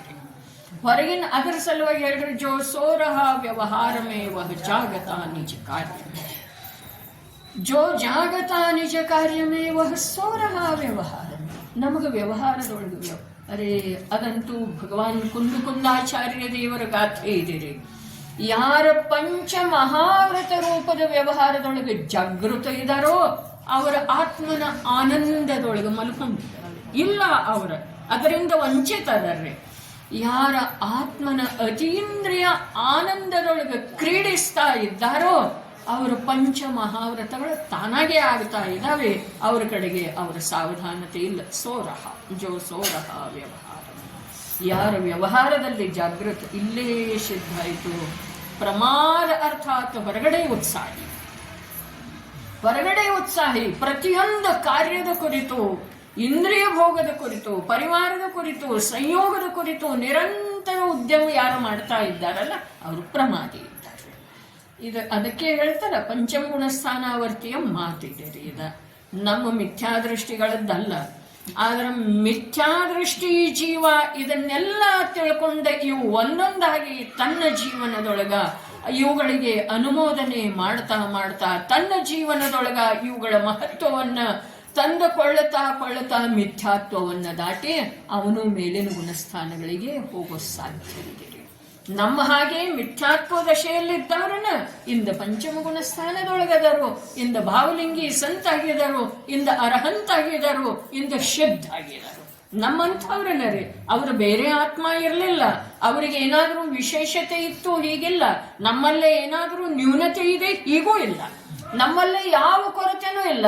ಯಾವುದರ ಆಧಾರದಿಂದ ಮಿಥ್ಯಾತ್ವ ದಶೆಯನ್ನ ಲಂಘಿಸಿದರೋ ಆ ಆಧಾರ ನನ್ನಲ್ಲೇ ಈಗ ವಿದ್ಯಮಾನ ಇದೆ. ಬಸ್ ಅದನ್ನು ಸ್ವೀಕಾರ ಮಾಡೋದಿದೆ, ಅದನ್ನ ನಂಬೋದಿದೆ. ಯಾವ ಆಧಾರ? ನಿಜಾತ್ಮನ ಆಧಾರ. ಅರೆ ಪುಣ್ಯದ ಆಧಾರದಿಂದ ಸುಖ ಆಗುವುದಿಲ್ಲ, ಶರೀರದ ಆಧಾರದಿಂದ ಸುಖ ಆಗುವುದಿಲ್ಲ, ಪತ್ನಿ ಪುತ್ರರ ಆಧಾರದಿಂದಂತೂ ಸುಖ ಆಗೋದನೇ ಇಲ್ಲ. ನಿಶ್ಚಿತವಾಗಿ ದುಃಖ ಆಗಿದೆ. ಇನ್ನೊಂದು ಜೀವದ ಸುಖದ ಸಲುವಾಗಿ ಯಾರ ಹೊಣೆ ಹೊತ್ತಿದಾರೋ ಅವರ ಜೀವನದ ಸುಖ ಅಸ್ತಾಗಿ ಹೋಗಿದ್ದಾರೆ. ಅಸ್ತ ಆದಾಗನ ಅದಕ್ಕೆ ಅಪ್ಪಾಜಿ ಬೆಳ್ಳೂರೊಳಗೆ ಹೇಳಿದ್ರ ಮದುವೆ ಇದು ಪುರುಷನ ಜೀವನದೊಳಗ ಮೊದಲನೇ ಆಕ್ಸಿಡೆಂಟ್ ಇದೆ, ಅದರ ನಂತರ ಆಕ್ಸಿಡೆಂಟ್ಗಳ ಸಮೂಹನ ಬರ್ತಿದೆ ಅಂತ ಹೇಳಿ. ಅರ್ಥಾತ್ ಪರದ ವಿಚಾರ, ಪರದ ರಕ್ಷಣೆ ಮಾಡ್ತೇನೆ. ಅರೆ ಇಲ್ಲಿ ಮಿಥ್ಯಾತ್ವ ಇದೆ ರೀ. ಅನಂತ ಸಂಸಾರದ ಭದ್ರ ಬುನಾದಿ ಇದೆ ರೀ. ಪರದ ರಕ್ಷಣೆ ಅವ್ರ ಪುಣ್ಯ ಪಾಪ ಇದೆಯೋ ಅಥವಾ ಇಲ್ರಿ? ಆ ಜೀವದ ಸ್ವಾತಂತ್ರ್ಯ ಇದೆಯೋ ಅಥವಾ ಇಲ್ರಿ? ವಸ್ತು ವ್ಯವಸ್ಥೆಯೊಳಗ ಯಾರು ಕಲ್ಯಾಣ ಮಾಡುವ, ಸಹಾಯ ಮಾಡುವ, ಆಧಾರ ಆಗುವ ಹಾಗೆ ವಸ್ತು ವ್ಯವಸ್ಥೆನ ಇಲ್ಲ. ಯಾರ ತನ್ನಾತ್ಮನನ್ನ ನಂಬಿದರೋ, ತ್ರಿಕಾಲಿ ಜ್ಞಾತಾ ಸ್ವಭಾವವನ್ನ ನಂಬಿದರೋ ಅವರ ದೇಹದ ರುಚಿ ತಾನಾಗೆ ಬಿಟ್ಟು ಹೋಯಿತು. ಅರೆ ರುಚಿ ಬಿಟ್ಟು ಹೋಗದಿದ್ರೂ ದೇಹಂತೂ ಬಿಟ್ಟು ಹೋಗೋದಲ್ಲ. ಎಷ್ಟು ದೇಹಗಳು ಹೋಗಿದವ್ರೆ? ಅನಂತ ಅನಂತ ಅನಂತ ಅನಂತ ದೇಹಗಳು ಕಳೆದು ಹೋಗಿದ್ದಾವೆ. ಆದ್ರೆ ದೇಹದೊಳಗಿನ ನನ್ನತನದ ಭಾವ ಇದುವರೆಗೆ ಹೋಗಿಲ್ಲ. ಒಂದು ಸಲ ಜಿನಾಗಮದ ಆಶ್ರಯದಿಂದ ಪರಮ ಧೈರ್ಯಪೂರ್ವಕ ಒಂದು ಸಲ ದೇಹದ ಮಮತೆಯನ್ನ ಬಿಟ್ಟ ನಾನು ಶುದ್ಧಾತ್ಮ, ತ್ರಿಕಾಲಿ ಜ್ಞಾತಾ ಸ್ವಭಾವದ ರೂಪಿ ಮಹಾಪದಾರ್ಥ ನಾನಿದ್ದೇನೆ. ಈ ಸಮಯದೊಳಗ ನನ್ನ ಆಶ್ರಯ ನಾನು ಮಾಡಿದನು ಅಂತಂದ್ರ ರೋಗ ರೂಪ ಶರೀರ ಇರುವ ವೇಳೆದೊಳಗ, ಶರೀರ ವೃದ್ಧ ಆಗಿರೋ ವೇಳೆದೊಳಗ, ನಿರ್ಧನತೆ ಇರೋ ವೇಳೆದೊಳಗ, ಪುತ್ರಾಧಿಕರು ಯಾರೂ ಇಲ್ಲದೆ ಇರುವ ವೇಳೆದೊಳಗ, ಸಹಾಯಕರು ಯಾರೂ ಇಲ್ಲದೆ ಇರುವ ವೇಳೆದೊಳಗೂ ಕೂಡ ನನ್ನ ಸ್ವಭಾವದ ಸ್ವೀಕಾರ ಮಾಡಿದ್ನು ಅಂತಂದ್ರ ನಿರಾಕುಲ ಶಾಂತಿಯ ಅನುಭವ ಮಾಡಬಹುದಾಗಿದೆ. ಈ ಸಮಯದಲ್ಲಿ ರೀ, ಇದು ಮುಗಿದ ನಂತರ ಅಲ್ಲ, ಈ ಸಮಯದಲ್ಲೇ ನಾನು ದೇಹ, ಕರ್ಮ, ದೇಹದ ರೋಗ, ದೇಹಕ್ಕೆ ಸಂಬಂಧಿಸಿದ ಸಂಬಂಧಿಕರ, ದೇಹದೊಳಗಿರುವಂಥ 5 ಇಂದ್ರಿಯಗಳ ಅವುಗಳನ್ನೆಲ್ಲ ಅಲಕ್ಷ್ಯ ಮಾಡಿ ಅವೆಲ್ಲವುಗಳಿಂದ ಅಸ್ಪೃಷ್ಟ ಭಿನ್ನ ಯಾವ ಚೈತನ್ಯ, ಜ್ಞಾನ ಜ್ಞಾನ ಜ್ಞಾನ ಮೊದಲಾದ ಅನಂತ ಗುಣಗಳಿಂದ ಯುಕ್ತನಾದಂಥ ಅಸಂಖ್ಯ ಪ್ರದೇಶಿ ಚೈತನ್ಯ ಮಹಾ ತತ್ವ ನಾನಿದ್ದೇನೆ. ಇಲ್ಲೇ ಕೂತಲ್ಲೇ ಒಂದು ಸಮಯ ಶ್ರದ್ಧೆ ಈ ಜೀವ ಮಾಡಿದ ಅಂತಂದ್ರ ನಿರಾಕುಲ ಶಾಂತಿಯ ಸಾಗರದೊಳಗ ಒಂದು ಸಮಯ ಇವು ಮುಳುಗಿ ಆಗ್ತಾ ಇತ್ತು. ಅಂಥ ಸ್ವರೂಪ ತಮ್ಮದು ಇರುವೆಳೆದೊಳಗ ಪರದ ಮೇಲೆ ವಿಶ್ವಾಸ, ಪರದ ಮೇಲೆ ವಿಶ್ವಾಸ, ಈ ದೇಹಕ್ಕೆ ಅನುಕೂಲ, ಈ ನಾಲಿಗೆಗೆ ಅನುಕೂಲ, ಈ ಕಣ್ಣಿಗೆ ಅನುಕೂಲ, ಈ ಕಿವಿಗೆ ಅನುಕೂಲ, ಈ ನನ್ನ ಆಸ್ತಿ ಅರೆರೆ, ಈ ನನ್ನ ಸಂಬಂಧಿಕರ, ಈ ನನ್ನ ಭೋಗ, ಈ ನಾನು. ಯಾವುದು ನಾನು? ದೇಹ ಇಂದ್ರಿಯಗಳೇ ನಾನು ಅಂಥೇಳಿ ನಂಬಿ ಕೂತಿದ್ದೇವ್ರೆ. ಆದ್ರೆ ಅವು ಕ್ರಮದಿಂದ ನಮ್ಮಿಂದ ಭಿನ್ನ ಆಗುವ ಹಾದಿ ನೋಡ್ತಾ ಇದ್ದಾವ್ರೆ. ಕ್ರಮದಿಂದ ಅವು ನಮ್ಮಿಂದ ಭಿನ್ನನ ಆಗ್ತಾ ಇದ್ದಾವೆ. ಇಂದ್ರಿಯಗಳ ಶಕ್ತಿ ಕಮ್ಮಿ ಆಗ್ತಾ ಇದೆ, ದೇಹದ ಬಲ ಕಮ್ಮಿ ಆಗ್ತಾ ಇದೆ, ಆತ್ಮನ ಜೊತೆಗೆ ಇರುವಂತ ಅವಕಾಶ ಸಮಯಕ್ಕೆ ಕಮ್ಮಿ ಆಗ್ತಾ ಇದೆ. ಇಷ್ಟು ತಿಳಿದು ಬಂದ ನಂತರ ಕೂಡ, ಬಹಿರ್ಮುಖ ಜ್ಞಾನ ಇದನ್ನು ಒಪ್ಪಿದ ನಂತರ ಕೂಡ ಈ ಬಾಹ್ಯದ ರುಚಿಯನ್ನ, ಈ ಬಾಹ್ಯದ ಒಂದೇನು ಇದೆ ಶ್ರದ್ಧೆಯನ್ನ ಈ ಜೀವ ಬಿಟ್ಟುಕೊಡ್ಲಿಕ್ಕೆ ತಯಾರಿಲ್ಲ. ಇದರ ಅರ್ಥ ಏನಿದೆ ರೀ? ಇದರ ಅರ್ಥ ಈ ಜೀವನಿಗೆ ಇನ್ನೂ ಅನಂತ ಸಂಸಾರದ ಕುರಿತು, ಅನಂತ ಪರಾಧೀನ ದುಃಖದ ಕುರಿತು ಭಯ ಉತ್ಪನ್ನ ಆಗಿಲ್ಲ, ಬೇಸರ ಬಂದಿಲ್ಲ ಅಂಥೇಳನ ಇದರ ಅರ್ಥ ಆಗ್ತದೆ. ಪ್ರಮಾದಚರ್ಯೆಯ ತ್ಯಾಗ ಅಂತಂದ್ರೆ ಏನು? ಅರೆ, ನನ್ನ ಮನವಚನ ಕಾಯದ ಮೂಲಕ ನಾನು ನಿರಂತರ ಪ್ರಮಾದ ಮಾಡ್ತಾ ಇದ್ದೇನೆ. ಪರದೊಳಗ ಆಸಕ್ತಿ, ನಿರಂತರ ಪರದಲ್ಲೇ, ದೇಹದಲ್ಲಿ, ಮನುಷ್ಯನ ವಿಚಾರದಲ್ಲಿ, ವಚನದಲ್ಲಿ ಜಾಗೃತ ಉತ್ಸಾಹಿತ ಇರೋದೇನಿದೆ ಅದು ಪ್ರಮಾದ ಇದೆ ನೋಡ್ರಿ. ಪ್ರಮಾದಚರ್ಯ, ಚರ್ಯ ಅರ್ಥಾತ್ ಆಚರಣೆ. ಪ್ರಮಾದಚರ್ಯೆಯ ತ್ಯಾಗವ್ರತ, ಹಿಂಸಾ ದಾನ ತ್ಯಾಗವ್ರತ. ಹಿಂಸೆಯ ದಾನ, ಅರೆ ಹಿಂಸೆಯ ದಾನ ಯಾವ್ಯಾವುದರಲ್ಲಿ ಇದೆ? ಯಾವ್ಯಾವುದರಲ್ಲಿ ನೇರವಾಗಿ ಯಾವುದರಿಂದ ಹಿಂಸೆ ಆಗ್ತಿದೆಯೋ ಅಂಥ ವಚನ. ಜೊಂಡಿಗ ಬಹಳ ಆಗಿದವು, ಲಕ್ಷ್ಮಣ ರೇಷ ತಗೊಂಡ್ರಿ ಅಂಥೇಳಿ ಹೇಳೋದೇನಿದೆ? ಇದು ಹಿಂಸಾ ದಾನ ಇದೆ. ನಮ್ಮ ಮನೇಲಿ ಇದು ಕೊಡ್ಲೇನಾ ಅಂತ ಇದೆಲ್ಲ ಏನಿದೆ? ಇರುವೆ ಬಹಳ ಆಗ್ತಾ ಇದ್ದಾವೆ, ಅದಕ್ಕೊಂದು ಔಷಧ ಹೇಳಿ. ಇವೆಲ್ಲ ಏನದವ್ರೆ? ಹಿಂಸಾದಾನದವ್ರೆ. ಇವಂತೂ ಹಿಂಸಾದಾನ ಪ್ರತ್ಯಕ್ಷ. ಭೋಗ ಸಾಮಗ್ರಿಗಳನ್ನು ಕೊಡೋದೇನಿದೆ ರೀ? ಭೋಗ ಸಾಮಗ್ರಿಗಳನ್ನು ಕೊಡೋದೇನಿದೆ? ಅದು ಆ ಜೀವದ ಭಾವಹಿಂಸೆ ಮತ್ತು ಅಭಿಮಾನಕ್ಕನ ಕಾರಣ ಇದೆ ಅಲ್ಲ. ನಮ್ಮ ಅಭಿಮಾನನೂ ಇದೆ, ಆ ಜೀವಕ್ಕೂ ಅಭಿಮಾನ ಇದೆ. ಭೋಗ ಸಾಮಗ್ರಿಗಳನ್ನ ಕೊಡೋದು, ಆಸ್ತಿ ಕೊಡೋದು, ಚಿನ್ನ ಬೆಳ್ಳಿ ಕೊಡೋದು, ಇದು ಯಾವ ಉದಾರತೆ ಅಲ್ಲ. ನಿಜವಾಗಿ ಇದೆಲ್ಲವೂ ಪಾಪ, ಅರ್ಥಾತ್ ಹಿಂಸಾದಾನ ಇದೆ. ಯಾವ ಆಸ್ತಿ ಯಾರಿಗೆ ಕೊಡೋರ್ರೆ? ಯಾರಿಗೆ ಕೊಡೋದು? ಚಕ್ರವರ್ತಿ, ಅನಂತ ಚಕ್ರವರ್ತಿಗಳಾಗಿ ಹೋಗಿದ್ದಾರೆ. ಈ ಇಡೀ ಭೂಮಂಡಲ, ಇಡೀ ಭರತ ಕ್ಷೇತ್ರ 6 ಖಂಡದ ಅಧಿಪತಿ. ಮತ್ತಿದು ನಿಂದ ಯಾವಾಗಾಯ್ತು? ನೀನು ಯಾರಿಗೆ ಕೊಡವ? ಯಾರಿಗೆ ಕೊಡು ಹೇಳ್ರಿ? ವಿಚಾರ ಮಾಡಿ ನೋಡೋದ. ವಸ್ತು ಸ್ವರೂಪದ ವಿರಾಧನೆ ಈ ಜೀವ ಉದಾರತೆಯ ಮಾಧ್ಯಮದಿಂದ ಮಾಡ್ತಾ ಇದ್ದಾನೆ, ಅದರ ಮರೆಯಲ್ಲೇ ಮಾಡ್ತಾ ಇದ್ದಾನೆ, ಉದಾರತೆಯ ಹೆಸರಿಟ್ಕೊಂಡು ಮಾಡ್ತಾ ಇದ್ದಾನೆ, ದಾನಿ ಅನ್ನಿಸಿಕೊಳ್ಳುವ ಸಲುವಾಗಿ. ಅರೆ ತಾನು ಯಾವುದರ ಸಲುವಾಗಿ ಅವರು ಇದ್ದರ್ರಿ ಭಂಡಾರಿ ಅವರ ಇವರ ಪಿತಾಜಿ ಅವರ ಆಗಿದ್ದರು. ಅರೆ ಮೈನೇ ತೋ ಕುಚ್ ನಹೀ ಕಿಯಾ, ಮೈನೇ ತೋ ಕುಚ್ ನಹೀ ಕಿಯಾ. ಅವರನ್ನು ಮುಂದೆ ಕರೆದ್ರ ಮಾಲಿ ಹಾಕಿದ್ರ ಅವರು ಪ್ರತ್ಯಕ್ಷ ಅಳ್ತಿದ್ರಲ್ಲ. ಇಂಥ ವ್ಯಕ್ತಿತ್ವ ಅದ ದಾನ ರೀ. ವ್ಯವಹಾರದಿಂದ ಹೇಳ್ತಾ ಇದ್ದೇನೆ, ನಿಜವಾಗಿ ದಾನ ಮಹಾಮುನಿಗಳು ಕೊಡ್ತಾರೆ. ಮಹಾಮುನಿಗಳಿಗೆ ಆಹಾರ ದಾನ ಕೊಡ್ತಾರೆ, ಮಹಾಮುನಿಗಳ ಆಹಾರ ದಾನ ಕೊಡ್ತಾರ್ರಿ. ಅದ್ಭುತ ಮಾತು ಇದೆ. ಮಹಾಮುನಿಗಳ ಅರೆ ಯಾರಲ್ಲಿ ಏನಿದೆ ಅದನ್ನವರು ಕೊಡುವರು. ಯಾರ ಇಷ್ಟೋಪದೇಶದೊಳಗೆ ಹೇಳಿದ್ರಲ್ಲ, ಪೂಜ್ಯಪಾದಾಚಾರ್ಯರೇ ಅರೆ ಯಾರ ಪಾದಗಳನ್ನ ದೇವತೆಗಳ ಪೂಜಿಸಿದ್ದರೋ ಅವರು ಹೇಳಿದ್ರು. ಏನು ಹೇಳಿದ್ರು? ಯಾರಲ್ಲಿ ಏನಿದೆ ಅದನ್ನವರು. ನಮ್ಮಲ್ಲಿ ಏನಿದೆ ರೀ? ನಮ್ಮ ಹತ್ರ ಏನಿದೆ? ಅಸ್ಥಿ ಇದೆ. ಯಾವ ಅಸ್ಥಿ? ಪುಣ್ಯ ಇದೆ. ಯಾವ ಪುಣ್ಯ? ಅರೆ ಯಾವ ಪುಣ್ಯದ ನಿಮಿತ್ತದಿಂದ ಆಸ್ತಿ ಬಂದಿದೆಯಲ್ಲ ಅದನ್ನು ನಂದಂತ ಇದೇವು ನಾವು. ಆ ಪುಣ್ಯನ ನಂದಲ್ಲ, ಆ ಪುಣ್ಯನ ನಂದಲ್ಲ. ಯಾರಲ್ಲಿ ಏನಿದೆ ಅದನ್ನವರು ಕೊಡುವರು ಅಂದ್ರ ಈ ಲೋಕದೊಳಗೆ ಶ್ರೀಮಂತ ಅಂತಂದ್ರ ಅರ್ಹಂತ ಮತ್ತು ಸಾಧುಗಳನ್ನು ಹೊರತುಪಡಿಸಿ ಯಾರು ಇಲ್ಲ. ಮೂರು ಲೋಕದ ಅಧಿಪತಿ ಅರ್ಥಾತ್ ಮೂರು ಲೋಕದ ಜೀವರುಗಳಿಗೆ ಅವರವರ ಸುಖ ನಿಧಿಯನ್ನು ತೋರಿಸಿಕೊಡುವಂತಹ ಸಾಮರ್ಥ್ಯ ಸರ್ವಜ್ಞ ಪ್ರಭುವಿನಲ್ಲಿದೆ. ಏನ್ ಹೇಳ್ತು? ಮೂರು ಲೋಕದ ಅಧಿಪತಿ ಸರ್ವಜ್ಞ ಪ್ರಭು. ಅಧಿಪತಿ ಅಂತಂದ್ರೆ ಏನು? ಮೂರು ಲೋಕದ ಜೀವರುಗಳಿಗೆಲ್ಲ ಅವರವರ ಸುಖ ನಿಧಿಯನ್ನ ಅವರವರಲ್ಲೇ ಇದೆ ಅಂತ ಹೇಳಿ ತೋರಿಸಿಕೊಡುವ ಹೇಳುವ ಯಾವ ಸಾಮರ್ಥ್ಯ ಇದೆ ಅಲ್ಲ, ಸರ್ವಜ್ಞತೆ, ಅದರಿಂದ ಅವರು ಶ್ರೀಮಂತ ಮೂರು ಲೋಕದೊಳಗೆ. ಅವರ ನಂತರ ಯುವರಾಜ ಪದದೊಳಗೆ ಯಾರಾದರೂ? ಭಾವಲಿಂಗಿ ಸಂತರದ ರಾಜಾಧಿರಾಜ ಅವರದರ್ರೆ, ಇವರು ಯುವರಾಜ ಪದದೊಳಗೆ. ಉಳಿದವರೆಲ್ಲ ದರಿದ್ರ. ಮಿಥ್ಯಾದೃಷ್ಟಿ ಹತ್ರ ಅಂತೂ ಏನೂ ಇಲ್ಲ. ಏನಂದ್ರೆ ಏನೂ ಇಲ್ಲ. ಏನಿದೆ ಮಿಥ್ಯಾದೃಷ್ಟಿ ಹತ್ರ?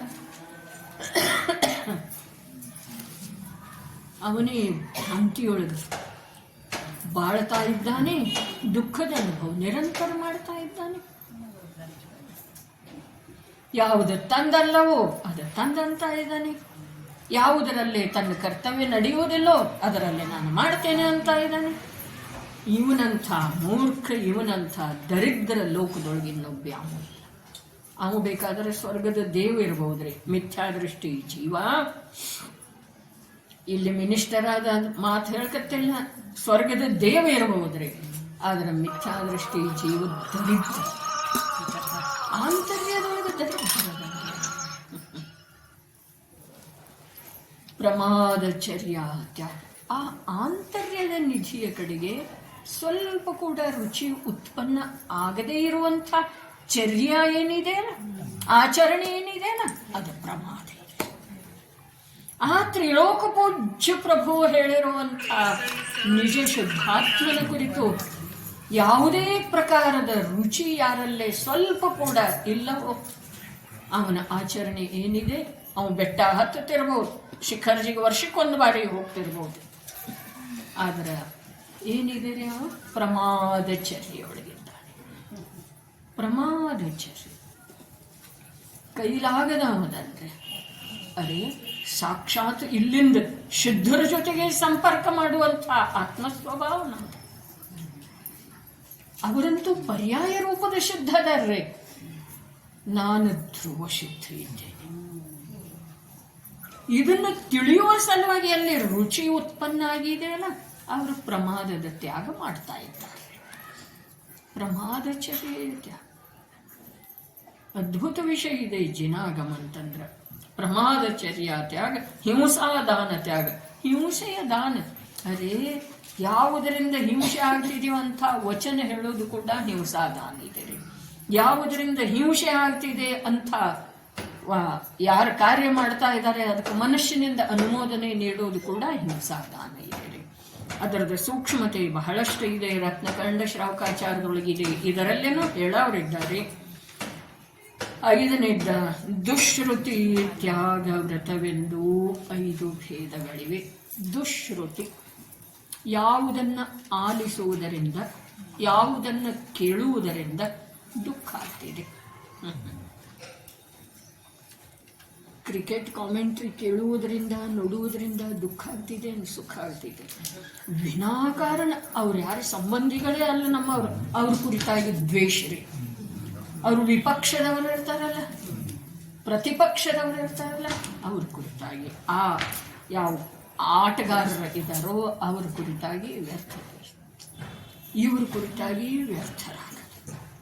ನಮಗೆ ಸಿಗುವುದೇನ್ರಿ? ಪಾಪದ ಮೂಟೆ. ಬರೀ ಕ್ರಿಕೆಟದ್ದ ಅಲ್ಲ, ಧಾರಾವಾಹಿ ಏನಿದೆ ರೀ, ಏನೋ ಸಂಬಂಧ ಇರೋದಲ್ಲ ಅವ್ರ ಕುರಿತಾಗಿ ಹಾಗಾಗಬೇಕಾಗಿದೆ. ಹೀಗನ್ನೋದ್ರೆ ಅಲ್ಲಿ ಪಾತ್ರ ಇರ್ತಾವಲ್ಲ, ಮುಖ್ಯ ನಾಯಕಿ ಪಾತ್ರಕ್ಕೆ ಕಷ್ಟ ಕೊಡುವಂಥದ್ದು ಒಂದು ಖಳನಾಯಕಿ ಇರ್ತಿದೆ ಅಲ್ಲ. ಈಗ ನಾಯಕರು ಯಾರಿಲ್ರಿ ಧಾರಾವಾಹಿಗಳ್ದಾಗ, ಎಲ್ಲ ನಾಯಕಿಯರೇ. ಆ ಮುಖ್ಯ ಯಾವ ನಾಯಕಿ ಪಾತ್ರಕ್ಕೆ ತೊಂದರೆ ಕೊಡುವಂಥದ್ದು ಖಳನಾಯಕಿ ಪಾತ್ರ ಇರ್ತಿದೆ, ಅದರ ಕುರಿತಾಗಿ ನಿರಂತರ ದ್ವೇಷ ಇರ್ತಿದೆ ಅನ್ನಿಲ್ರಿ ನೋಡು ವೇಳೆದೊಳಗೆ. ಆ ದ್ವೇಷದಿಂದ ನಮಗೇನಾಗ್ತಿದೆ? ಅನೇಕ ಭವಗಳವರೆಗೆ ಕಷ್ಟವನ್ನು ಅನುಭವಿಸುವಂಥ, ದುಃಖವನ್ನು ಅನುಭವಿಸುವಂಥ ಪಾಪ ಕರ್ಮದ ಬಂಧ. ಇಲ್ಲಿ ಅದಕ್ಕೆ ಮೂಲನ ಹೇಳಿದಾರೆ, ಪಾಪ ಕರ್ಮದ ಮಾತು ಹೇಳಿದ್ದಾರೆ ನೋಡ್ರಿ. ವಾಕ್ಯ ಏನಿದೆ? ಪ್ರಯೋಜನವಿಲ್ಲದೆ ಉತ್ಪನ್ನವಾಗುವ ಪಾಪದ ತ್ಯಾಗವನ್ನು ಅನರ್ಥದಂಡ ತ್ಯಾಗ ವ್ರತವೆಂದು ಹೇಳುತ್ತಾರೆ. ಅನರ್ಥದ ಅರೆ ನೋಡ್ರಿ, ಮಹಾವೀರರ ಸಮವಸರಣದೊಳಗ ಒಬ್ಬರು ಪ್ರಶ್ನೆ ಕೇಳಿದರಂತಾರೆ, ಪ್ರಭು, ಜೀವರುಗಳು ಮಲ್ಕೊಂಡು ಇರುವುದು ಒಳ್ಳೆಯದಿದೆಯೋ ಅಥವಾ ನಿರಂತರ ಕಾರ್ಯ ಮಾಡೋದು ಒಳ್ಳೆಯದಿದೆಯೇ? ಆಗ ಉತ್ತರ ಬಂತಂತ, ಯಾರು ಇನ್ನೊಬ್ಬರು ಕಷ್ಟ ಕೊಡ್ತಿರ್ತಾರೆ ನಿರಂತರ, ಅವ್ರು ಮಲ್ಕೊಂಡಿರೋದು ಒಳ್ಳೆಯದು. ಯಾರು ನಿರಂತರ ತಮ್ಮ ಕಾರ್ಯದೊಳಗೆ ತಾವು ಸಾವಧಾನ ಇದ್ದಾರೆ, ಅವ್ರ ಜಾಗ್ರತೆ ಇರೋದು ಒಳ್ಳೆಯದಿದೆ.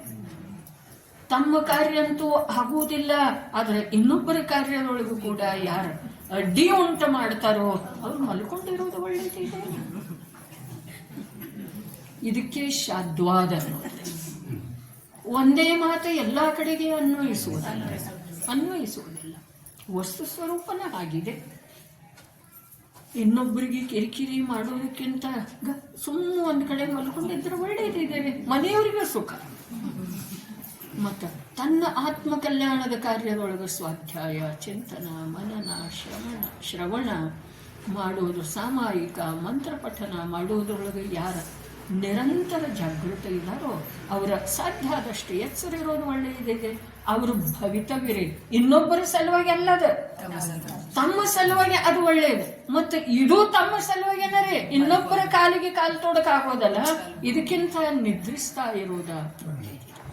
ಇದು ಪ್ರಸಂಗವಶಾತ್ ಆಗಿರುವಂಥ ಕಥನ ಇದೆ. ನಿಜವಾಗಿ ನಿದ್ರಾವಸ್ಥೆ ಏನಿದೆ ಅದು ಅಜ್ಞಾನ ಅವಸ್ಥೆನ ಇದೆ. ಅಜ್ಞಾನ ಅರ್ಥಾತ್ ಅಜ್ಞಾನ ಅವಸ್ಥೆಯೊಳಗ ಅಧಿಕ ಕರ್ಮದ ಬಂಧ ಆಗ್ತಾ ಇರ್ತದೆ. ದುಶ್ರುತಿ ತ್ಯಾಗ ವ್ರತವೆಂದು 5 ಭೇದಗಳಿವೆ. ನಡೆ ಮುಂದಿನ ಶ್ಲೋಕ. ಈಗ ಅಪಧ್ಯಾನ ಅನರ್ಥದಂಡ ತ್ಯಾಗ ವ್ರತದ ಸ್ವರೂಪ ಹೇಳುತ್ತಾರೆ. ಪಾಪರ್ಧಿಯ ಜಯ ಪರಾಜಯ ಸಂಗರ ಪರದಾರ ಚೌರ್ಯಾದ್ಯ ನ ಕದಾಚನಾಪಿ ಚಿಂತ್ಯ ಪಾಪ ಫಲಂ ಕೇವಲಂ ಯಸ್ಮಾತ್. ಹೇಳ್ರಿ ಇನ್ನೊಂದ್ಸಲ. ಪಾಪರ್ಧಿಜಯ ಪರಾಜಯ ಸಂಗರ ಪರದಾರ ಗಮನ ಚೌರ್ಯಾದ್ಯ ನ ಕದಾಚನಾಪಿ ಚಿಂತ್ಯ ಪಾಪ ಫಲಂ ಕೇವಲಂ ಯಸ್ಮಾತ್. ಅನ್ವಯಾರ್ಥ.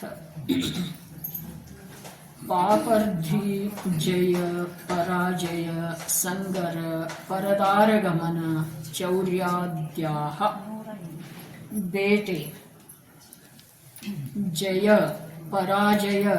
ಇಲ್ಲಿ ಬಂತು ನೋಡ್ರಿ ಕ್ರಿಕೆಟ್, ಜಯ ಮತ್ತು ಪರಾಜಯ. ಧಾರಾವಾಹಿನೂ ಬಂದು ಜೀವನದೊಳಗೆ ಅನೇಕ ಮಾತುಗಳು ನಾವು ಕಾರಣ ಇಲ್ಲದನ್ನ ಇನ್ನೊಬ್ಬರ ಕುರಿತಾಗಿ ರಾಗದ್ವೇಷಿ ಜಯಾಪಜಯದ ಮಾತು ಮಾತಾಡ್ತಾ ಇರ್ತೀವಿ.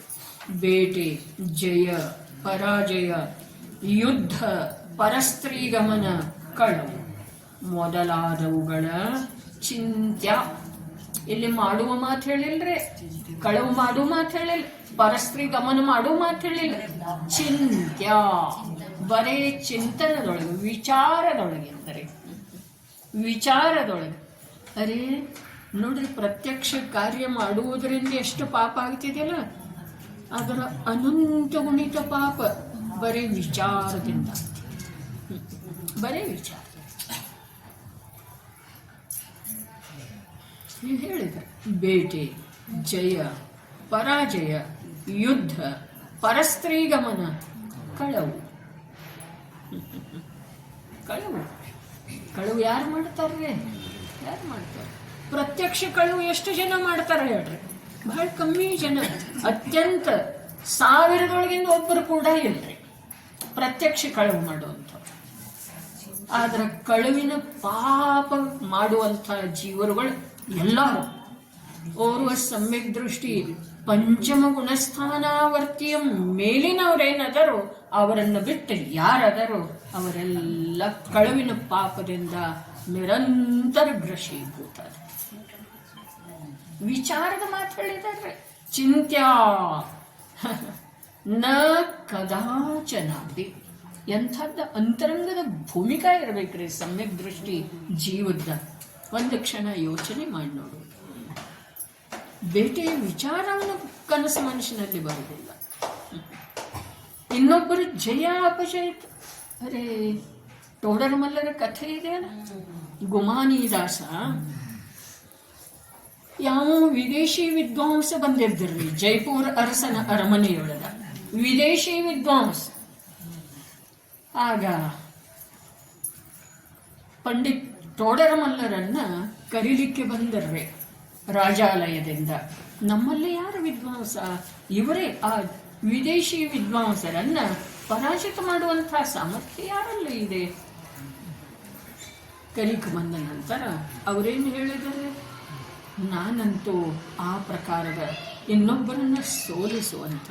ಅರೆ ಚತುರ್ಥ ಗುಣಸ್ಥಾನವರ್ತಿಯ ಮನಸ್ಥಿತಿ ಇಲ್ಲ. ಇಲ್ಲಿ ಪಂಚಮ ಗುಣಸ್ಥಾನವರ್ತಿಯ ಮಾತು ಹೇಳ್ತಾ ಇದ್ದಾರೆ. ನಾವು ಚತುರ್ಥನ ಪಂಚಮರಿ, ಚತುರ್ಥನ ಪಂಚಮ ಅನ್ನೋದು ಗೊತ್ತಿದೆ. ಆದ್ರೆ ಚತುರ್ಥ ಗುಣಸ್ಥಾನವರ್ತಿ ಪಂಚಮ ಗುಣಸ್ಥಾನವರ್ತಿಯ ಮಾತು ಹೇಳ್ತಾ ಇದ್ದೇನೆ. ಜಾತಿಯ ಮಾತು ಹೇಳ್ತಾ ಇಲ್ಲ, ಪಂಗಡದ ಮಾತು ಹೇಳ್ತಾ ಇಲ್ಲ. ಟೋಡರ ಮಲ್ಲರ ಏನಂದ್ರು, ನಾನಂತೂ ಇನ್ನೊಬ್ಬರನ್ನು ಸೋಲಿಸುವ ವಿಚಾರದಿಂದ ಯಾವುದೇ ಪ್ರಕಾರದ ವಾದ. ಬೇಕಾದ್ರೆ ಅವನು ಬಂದ್ರೆ ಕರ್ಕೊಂಡು ಹೋಗು. ಯಾರ ಮಗ? ಗುಮಾನಿ ರಾಮರೇ. ಅವನು ಹೋದ ನಂತರ ಆ ವಿದೇಶಿ ವಿದ್ವಾಂಸನ ಜೊತೆಗೆ ವಾದ ವಿವಾದ ಆಯ್ತು. ಇವ್ ಗೆದ್ದ. ಯಾರ? ಗುಮಾನಿ ರಾಮರೇ. ಆಗ ರಾಜಾಲಯದಿಂದ ಅತ್ಯಂತ ಮರ್ಯಾದೆಯ ಪೂರ್ವಕ ಸತ್ಕಾರ ಮಾಡಿ ಅವನನ್ನ ಮನೆಗೆ ಕಳಿಸಿದರ್ರಿ. ಆಗ ಅವನು ಬಂದ. ಪಿತೃಭಕ್ತರೇ ಗುಮಾನಿ ರಾಮ. ಅಪ್ಪಾಜಿ ಹೀಗಾಯ್ತು ಹೀಗಾಯ್ತು ಹೀಗಾಯ್ತು, ನನ್ನ ಸತ್ಕಾರ ಮಾಡಿದ್ರು, ಇದನ್ನೆಲ್ಲ ಕೊಟ್ಟರು. ನೋಡಪ್ಪ, ಕಷ್ಟ ಕಾಲದೊಳಗ ಯಾರಿಗರೆ ಸಹಾಯ ಮಾಡಿದ್ರ ಅದರದ ಪ್ರತಿಫಲ ಈ ರೀತಿ ತಗೊಳ್ಳೋದೇನ? ಕೊಟ್ಟು ಬರೋಣ. ಅವರಿಗೆ ಮನುಷ್ಯ ಅಂತಾರ್ರಿ. ಅವರಿಗೆ ಮೋಕ್ಷ ಮಾರ್ಗ ಪ್ರಾಪ್ತ ಆಗ್ತಿದ್ದೀರಿ, ಅವರ ಸುಖದ ಮಾರ್ಗದೊಳಗೆ ಹೋಗ್ತಾರ್ರಿ. ಇಷ್ಟ ಕೊಟ್ಟ ಇಡೀ ರಾಜ್ಯದ ಮರ್ಯಾದೆ ಕಾಯ್ದು ಬಂದಿದ್ದೀನಿ, ಅರ್ಧ ರಾಜ್ಯ ಕೊಡ್ಬೇಕಾಗಿತ್ತು. ನಾವಾದ್ರೆ ಅಂತಿದ್ದೇವ ಅಥವಾ ಇಲ್ಲ? ರಾಜ ಇಷ್ಟು ಸನ್ಮಾನ. ಅರೇ ಕಷ್ಟ ಕಾಲದೊಳಗೆ ದೊರೆ ಕಷ್ಟದೊಳಗಿದ್ದರೆ ಇವನ ದೃಷ್ಟಿ ಅಂತಾದ್ರೆ ಟೋಡರ್ ಮಲ್ಲಂದ ದೊರೆಗೇನು ಕಷ್ಟ ಇದೆ? ಅರೇ ದೊರೆಗೆ ಜೈಪುರ ಅರಸ ವಿದ್ವಾಂಸರಿಂದ ಶೂನ್ಯ ಇದ್ದಾನೆ ಅನ್ನುವಂಥ ಕಷ್ಟಕ್ಕೊಳಪಡಬಹುದಾಗಿತ್ತು. ಅಂಥ ಕಷ್ಟ ಕಾಲದೊಳಗ ನೀನು ಒಂದಿಷ್ಟು ಸಹಾಯ ಮಾಡಿದಿ, ಅದಕ್ಕೆ ಪ್ರತಿಫಲ ತಗೊಂಡು ಬರುದ? ಇದು ವಾದ ವಿವಾದದ ಮಾತು ಭರತ ಬಾಯಿ. ಮತ್ತೆ ನೀವು ಅನುವಾದ ಮಾಡಿದಿರಿ,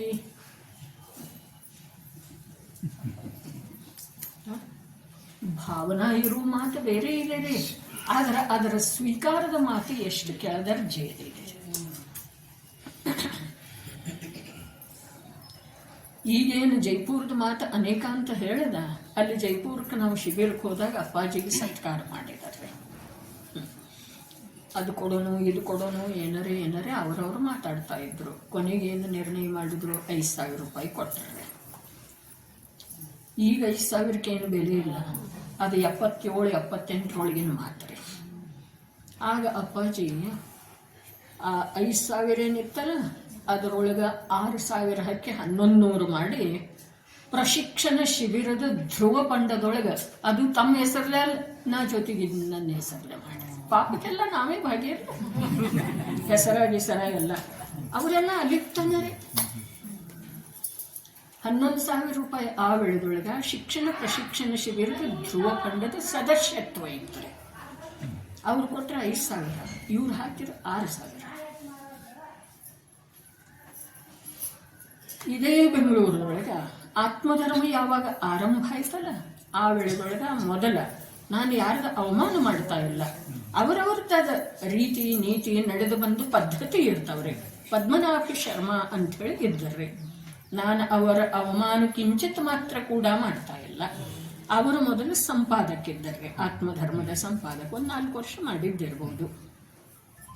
ಆ ವೇಳೆದೊಳಗ ಅವರು 1 ಮಾಸಿಕ ಅರ್ಥಾತ್ ತಿಂಗಳಿಗೆ 500 ರೂಪಾಯಿ ಸಂಭಾವನೆ ತಗೊಳ್ತಿದ್ರು ಆವಾಗ ರೀ. ಅದು ಬಹಳ ದೊಡ್ಡದಿದೆ ರೀ, 500 ಅಂತ ಹೇಳಿದ್ರೆ. ಅಪ್ಪಾಜಿ ಕಡೆ ಬಂತದ 83 ಒಳಗೆ ಬಂತಾರೆ. ಅದಕ್ಕಿಂತ ಮೊದಲು 81ರಾಗಾದ 79ರೊಳಗಾದ ಇರ್ಬೇಕಾದ ಆರಂಭ ಆದದ್ದು. ಯಾವಾಗ ಆಗಿತ್ತು ಗೊತ್ತಿಲ್ಲ ನನಗೆ ಆತ್ಮಧರ್ಮ ಪತ್ರಿಕೆ. ಆದ್ರೆ ಅವ್ರು 500 ತಗೋತಿದ್ರು. ಇದೇ ಚಂಪಾಲಾಲ್ ಅಣ್ಣ ಅವರ ಪಿತಾಶ್ರೀ ಅವರ ಅಪ್ಪಾಜಿಗೆ ಕೇಳಿದ್ರು, ಇವ್ರು ಮಾಡೋದ ಅಂತ ಹೇಳಿ ಕಳಿಸ್ತಾನೆ ಇವ್ರ ವಿದ್ವತ್ತತೆಯನ್ನು ನೋಡಿ. ಆಗ ಇವ್ರು ಕೇಳಿದ್ರು, ಭಗವತ್ಮಲ್ ಭಂಡಾರಿ, उनको तो हम 500 देते हैं, आप कितना चाहते हैं? ಆಗ ಅಪ್ಪಾಜಿ ಹೇಳಿದ್ರು, ನಾನು ದುಡ್ಡು ತಗೊಂಡು ಮಾಡೋದಿತ್ತು ಅಂತಂದ್ರೆ ನನ್ನ ಕಡೆಯಿಂದ ಆಗೋದಿಲ್ಲ, ನೀವು ಅವರ ಕಡೆಯಿಂದ ಮಾಡಿಸಬಹುದು, ನಾನು ಕೊಟ್ಟು ಮಾಡವ ಅಂತ ಹೇಳಿದರು. ಆ ವೇಳೆಯಿಂದ ಇವ್ರದ ಮಿತ್ರತ್ವ ಏನಿತ್ತು ಇನ್ನಷ್ಟು ಘನಿಷ್ಠ ಆಯ್ತ್ರಿ. ಅವರು ನಿಸ್ವಾರ್ಥ ಸೇವೆ, ಇವ್ರದ್ದು ನಿಸ್ವಾರ್ಥ ಸೇವೆ. ಸೇವೆ ನಿಜವಾಗಿ ಅಲ್ಲನರೇ ಅದ, ಸೇವೆ ಅಲ್ಲ. ತಮಗೊಂದು ಸುಂದರ ಮಾರ್ಗ ಸಿಕ್ಕಿತ್ರಿ. ಸೇವೆ ಯಾರ್ದು?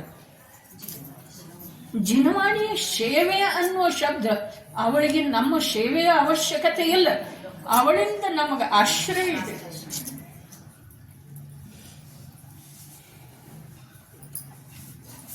ಅಂಥ ಶೀತಲ ಛಾಯೆ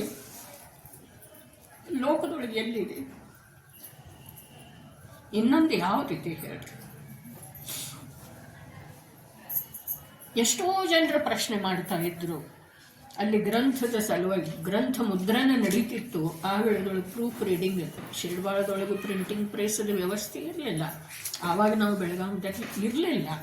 ಹೀಗಾಗಿ 6 ತಿಂಗಳು 8 ತಿಂಗಳು ವರ್ಷ ಅಲ್ಲಿ ಹೋಗಿ ಇರ್ತಿದ್ರ ಅಪ್ಪಾಜಿ ಬೆಂಗಳೂರು ಒಳಗೆ.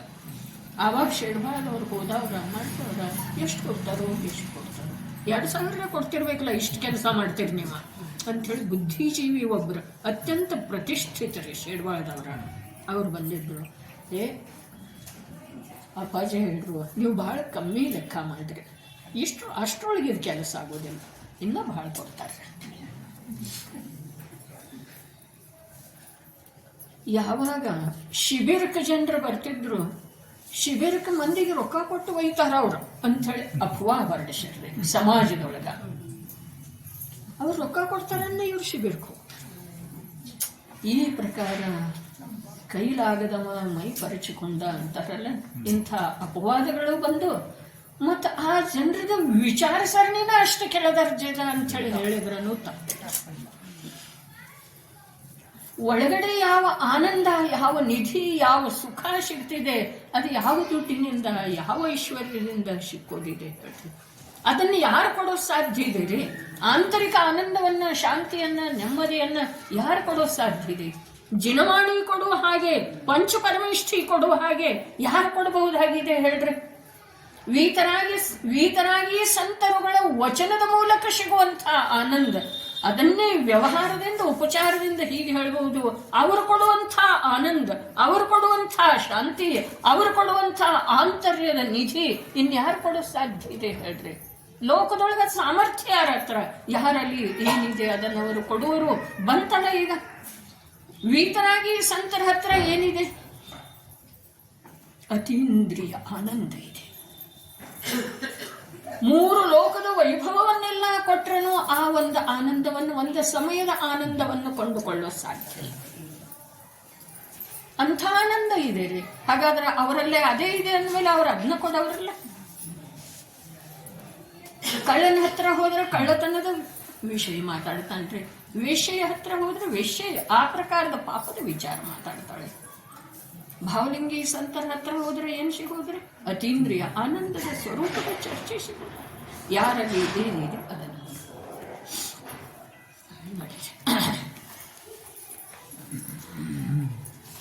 ಬೇಟೆ, ಜಯ, ಪರಾಜಯ, ಯುದ್ಧ, ಪರಸ್ತ್ರೀಗಮನ, ಕಳವು ಮೊದಲಾದವುಗಳ ಏನು ಹೇಳಿದ್ರಿ? ಆ ಚಿಂತನೆ ಇದೆ ನೋಡ್ರಿ. ಆ ಚಿಂತನೆಗೆ ಒಂದು 10 ಬಾರಿ ಅಂಡರ್ಲೈನ್ ಮಾಡಬೇಕು. ಓದಿಗರ ತಮಗೆ ತಿಳಿಬೇಕಾದ, ಅರೆ ಇವುಗಳನ್ನು ಬಿಡುವ ಮಾತಿಲ್ಲ. ಇವುಗಳನ್ನ ಜೀವನದೊಳಗೆ ಎಲ್ಲರೂ ಮಾಡುವುದಿಲ್ಲ, ನಿರಂತರ ಮಾಡುವುದಿಲ್ಲ. ಆದರೆ ಇವುಗಳ ವಿಚಾರದಿಂದ ದೂರ ಇರುವಂತಹ ಜೀವರುಗಳ ಲೋಕದೊಳಗೆ ವಿರಳ.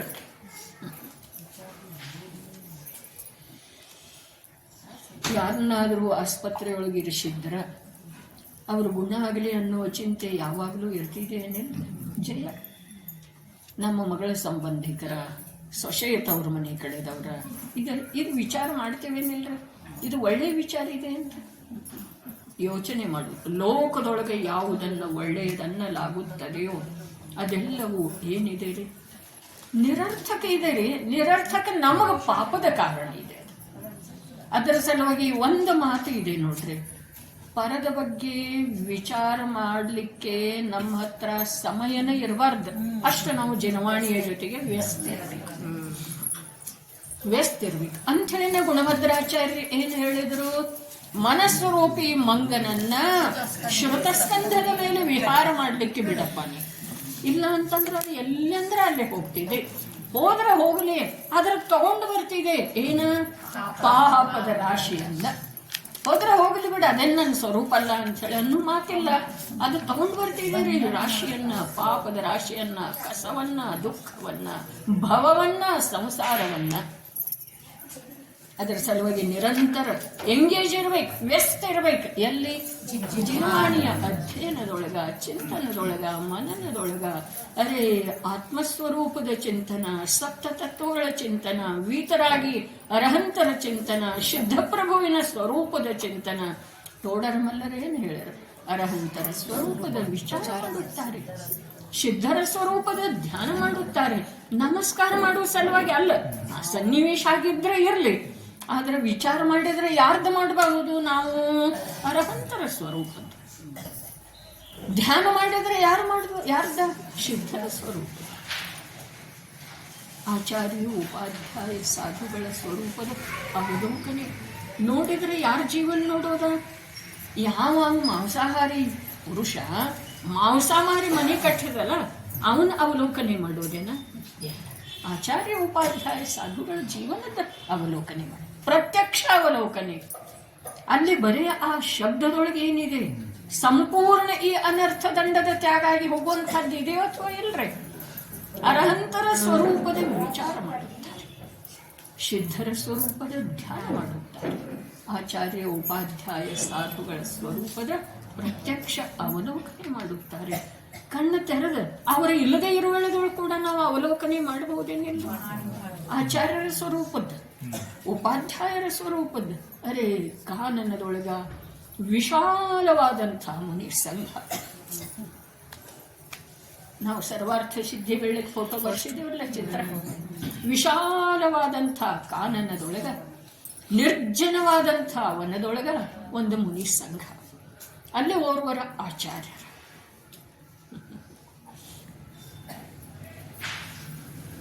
ಅವ್ರೇನು ಮಾಡ್ತಾ ಇದ್ದಾರೆ? ಪ್ರತ್ಯಕ್ಷ ಅವಲೋಕನೆ ಮಾಡೋದು. ಉಪಾಧ್ಯಾಯರು ಏನು ಮಾಡ್ತಾ ಇದ್ದಾರೆ? ಸಾಧು ಪರಮೇಷ್ಠಿ ಏನು ಮಾಡ್ತಾ ಇದ್ದಾರೆ? ಸಂಘದಿಂದ ದೂರ ಹೋಗಿ ಸ್ವಲ್ಪ ಒಂದು 20 ಮೀಟರ್ 40 ಮೀಟರ್ ದೂರ ಹೋಗಿ ಒಂದು ಎತ್ತರವಾದಂಥ ಸ್ಥಾನದ ಮೇಲೆ ಧ್ಯಾನಿಸ್ತಾ ಇದ್ದಾರೆ. ಒಂದು ವಿಶಾಲವಾದಂಥ ವೃಕ್ಷದ ಕೆಳಗೆ ಒಂದು ಬಂಡಿಗಲ್ಲ ಮೇಲೆ ಆತ್ಮನಿಮಗ್ನತೆಯನ್ನು ಸಾಧಿಸ್ತಾ ಇದ್ದಾರೆ. ನದಿಯ ರಭಸಕ್ಕ ಪರ್ವತ ಒಡೆದು ಹೋಗಿದ್ದೇವೆ, ಖಾತ ಪ್ರದೇಶದೊಳಗೆ ಕೂತ ಧ್ಯಾನ ಮಾಡ್ತಾ ಇದ್ದಾರೆ. ಆಂತರ್ಯದ ಆಳದೊಳಗೆ ಇಳಿತಾ ಇದ್ದಾರೆ. ನೋಡೋದ್ರೆ ಪ್ರತ್ಯಕ್ಷ ನೋಡೋದು, ಕಣ್ಣು ತೆಗೆದು ನೋಡೋದು. ವಸ್ತು ಇಲ್ಲ ಪ್ರತ್ಯಕ್ಷ. ಅರೆ, ಜ್ಞಾನದ ಸಲುವಾಗಿ, ದರ್ಶನದ ಸಲುವಾಗಿ ಪ್ರತ್ಯಕ್ಷ ವಸ್ತು ಇರೋದು ಅವಶ್ಯಕ ಇಲ್ಲ.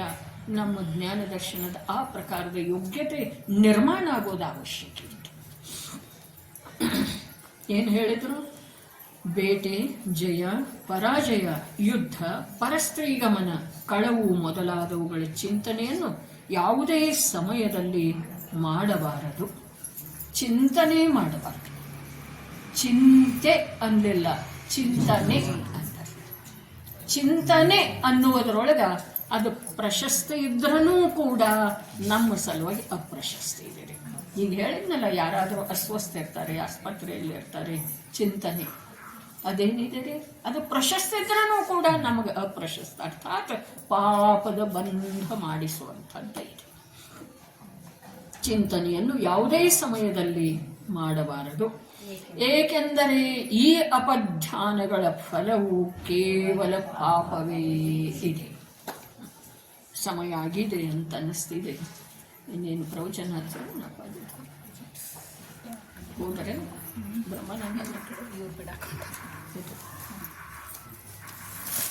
ಯಾರ ಕಡೆ ಇಲ್ಲಿ, ಇವ್ರ ಕಡೆ, ಯಾರ ಕಡೆ ನಾನಂತೂ ತಂದಿಲ್ಲ. ತಂದಿಲ್ಲೇನ್ರಿ?